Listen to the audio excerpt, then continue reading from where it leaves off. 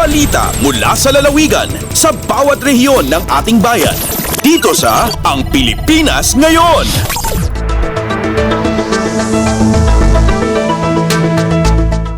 Narito na ang bugso ng ating mga regional news. Dumako muna tayo sa rehiyon ng Luzon.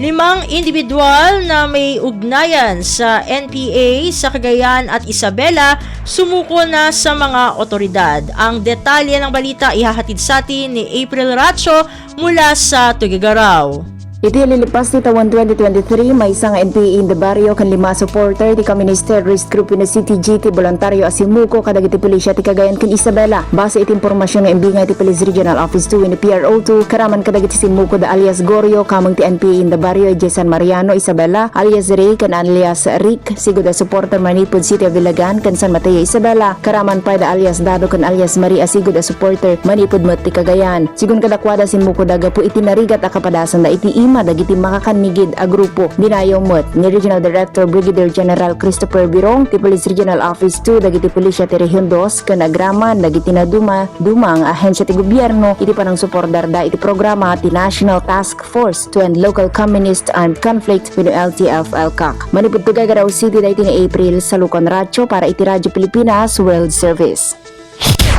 Balita mula sa lalawigan sa bawat rehiyon ng ating bayan. Dito sa Ang Pilipinas Ngayon.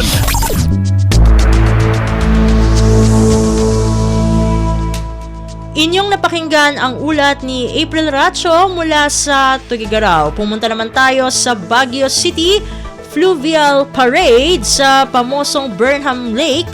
Muling matutunghayan ngayong taong 2024. Ang kabuang ulat ihahatid sa atin ni Jong Munar. May matang manan itatawan 2024 iti Fluvial Parade sa Jay Burnham Lake kaspaset iti Balagbenga Festival wenno Baguio Flower Festival. Itinaso nga Fluvial Parade kat mapapintas ken markusan iti naduma-dumang sabong dagiti bangka kas maitunos iti mapili a tema. Sigon kan ni Department of Tourism Cordillera Regional Director Jovi Ganongan, insingasing da mapagbalinan kas regular activity iti Balagbenga Festival iti Fluvial Parade. Kinunan ni Ganongan nga inadaptar mata ito iti Baguio Flower Festival Foundation Incorporated no sa dino itinasong aktibidad kat may samat at tulong ken suporta kadagiti boat owner sa Jay Burnham Lake. Itinasong aktibidad kat idaulwan iti DOT Cordillera iti partnership da iti LGU Baguio, Baguio Flower Festival Foundation Incorporated, Boatmen Association of Burnham Park ken da Dumapay. Manipod ito Radyo Pilipinas Baguio, Jong Munar nang ipadaman para iti Radyo Pilipinas World Service. Balita mula sa lalawigan sa bawat rehiyon ng ating bayan. Dito sa Ang Pilipinas Ngayon.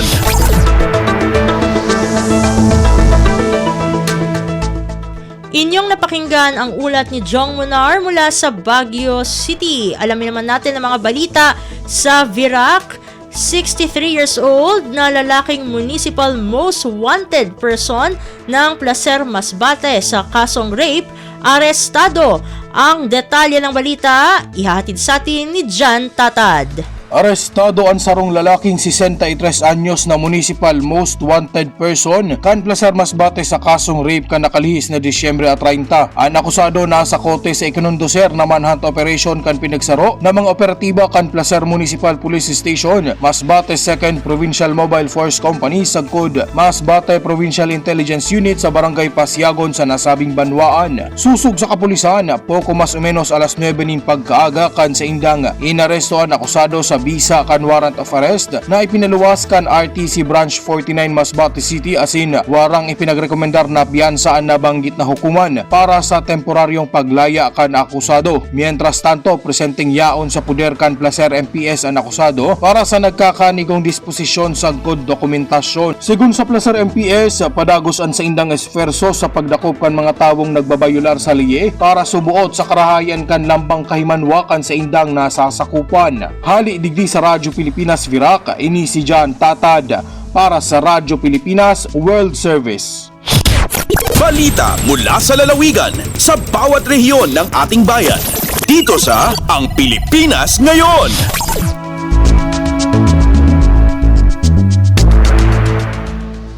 Inyong napakinggan ang ulat ni Jan Tatad mula sa Virac.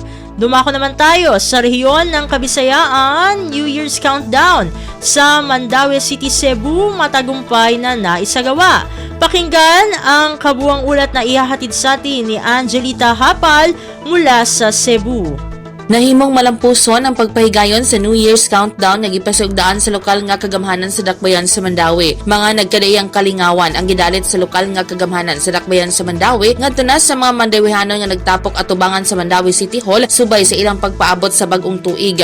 Mipakita sa ilang mga talento ang mga Mandauehanon pinaagi sa pagkanta ug sayaw. Pinanguluhan nila Mandaue City Mayor Jonas Cortez ug uban pa mga opisyal sa Dakbayan sa Mandaue ang pagsugat sa tuig 2024. Atol sa maong kasaulugan, giablihan usab ang bagong Presidential Tower Clock nga dugang atraksyon sa Dakbayan sa Mandaue. May nito usab nga gihangop sa mga Mandauehanon ang bagong atraksyon sa ilang lugar. Samtang naglingaw-lingaw ang katawhan, gisiguro sab sa Mandaue City Police Office ingon man sa Mandaue City Disaster Risk Reduction and Management Office ang seguridad sa mga nanambong sa maong kalihukan. Gikan dinhi sa Dakbayan sa Mandaue, Angelita Hapal alang sa Radyo Pilipinas World Service. Balita mula sa lalawigan sa bawat rehiyon ng ating bayan. Dito sa Ang Pilipinas Ngayon.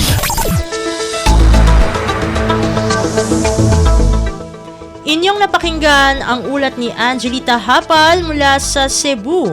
Pumunta naman tayo sa Iloilo, DepEd Western Visayas, target na matapos ang pagsasagawa ng Regional Achievement Measure sa darating na Enero 12. Ang detalye ng balita ihahatid naman sa atin ni Marian Grace Erenieta mula dyan sa Iloilo. Target nga matapos ang Department of Education o kung DepEd Western Visayas ang paghiwat sang Regional Achievement Measure o kung RAM sa Enero 12 sininga tuig. Sa interview sang Radyo Pilipinas Iloilo kay Hernani Escolar Jr. tagpamaba sang DepEd Region 6, gimpahayag niya nga may pila ka buluthuan sa rehiyon ang wala pa nakahiwat sang RAM. Kung madumduman, target sang ahensya nga ipaidalom sa RAM ang tanan nga learner gikan sa masobra 4,000 nga mga pampubliko nga buluthuan para matakos ang ihibalo sa mga estudyante kag mangin basihan ini sa pag-address ang problema o kung paghatag sang assistance sa mga buluthuan kag estudyante. Target nga i-release ang resulta sang RAM sa Enero o kung Pebrero sininga tuig. Pahayag pa ni Escolar nga ang resulta mangingiya sa pagpatuman sang Regional Education Development Plans, Division Education Development Plans kag School Improvement Plans. Ang DepEd Western Visayas ang labing una nga naghiwat sang RAM sa tanan nga grade levels kag sa tanan nga learning areas. Naggikan sa Iloilo, Marian Grace Erenieta para sa Radyo Pilipinas World Service. Balita mula sa lalawigan sa bawat rehiyon ng ating bayan. Dito sa Ang Pilipinas Ngayon.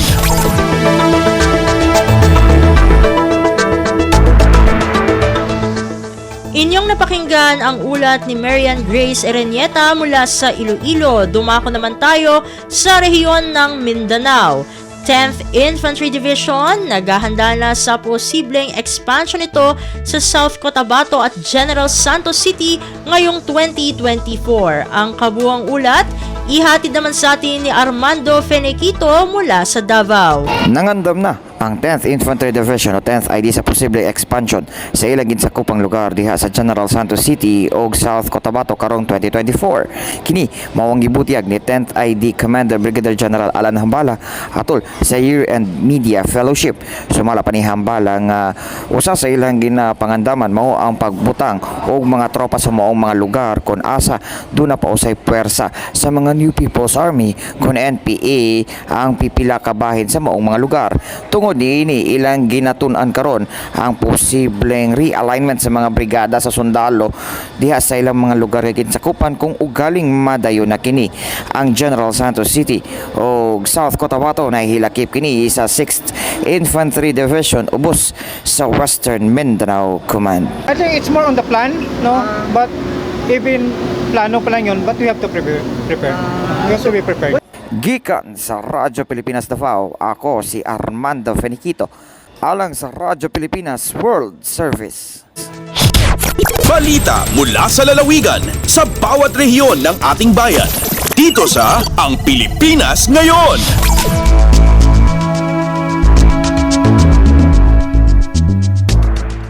Inyong napakinggan ang ulat ni Armando Fenequito mula sa Davao. Pumunta naman tayo sa Marawi.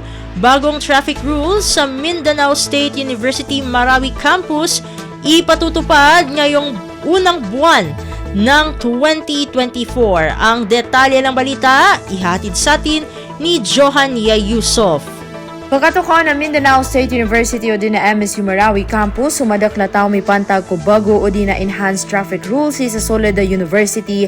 Apad ko pa na mara MSU kukapsiya pa ko mga guro, empleyado ago mga estudyante. Pagpunan mapita January 2 taman sa 19 so vehicle registration period para kulangwan ng mga truck lalayon di magparking o di napsulid sa campus. Mauma sa January 22 to 28 na adin na test run period aron pagkamuayan sa bagwa traffic guidelines sa Interwa Campus. Magugup sa mga traffic enforcers sa monitoring o gaid na sa masanan na daabakabgan sa multa o di na penalty. Mauma sa January 29, 2024 na sadin sa di mangungunutan na gusto mo pak sa giyang kaiyabagwa traffic rules na makapasyonot ko panginsalaan o di na penalties for non-compliance. Sa giyabagwa traffic rules na adin na mga lalan a one-way ad na mga lalan na para buko mga faculty o di na MSU official sa kapakay Moketron adin na designated parking zones ko piti barangan na truck adin pa na speed limits agulalan para ko mga pedestrian agumyatan do so entry agu exit points o mga truck labo sa mga public utility vehicles. Giya si Johania Yusuf puun sa Marawi para sa Radyo Pilipinas World Service. Balita mula sa lalawigan sa bawat rehiyon ng ating bayan. Dito sa Ang Pilipinas Ngayon.